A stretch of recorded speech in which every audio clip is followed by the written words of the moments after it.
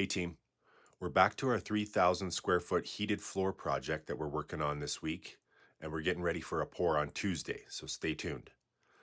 What you're seeing here is the final lift of gravel going in.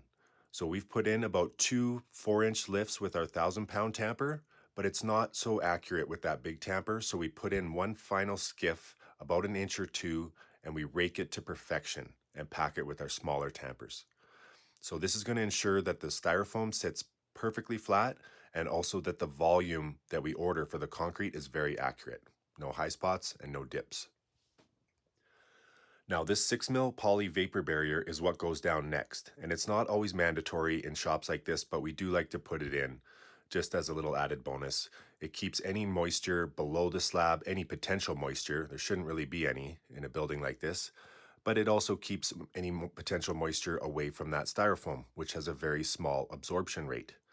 Now, the main contributing factor of this type of styrofoam deteriorating is UV light. So this is perfect for under slab insulation, and it works great for us. This is 2-inch Type 2 EPS foam, and it has an R value of 8. Now, the plumbers showed up yesterday, and this is them putting their 5/8 inch PEX line down to the floor. They're stapling it down in 1 foot increments, and this is going to hold glycol that is heated by a boiler system, and we did about 10 zones, or they did about 10 zones, I should say. So the zones can't be much more than 300 feet. Otherwise, they start to lose efficiency and temperature before those runs get back to the boiler to get reheated. So one good purpose of putting those lines down on the floor is now we're safe to put our saw cuts in without worrying about hitting those lines if they were tied to the rebar.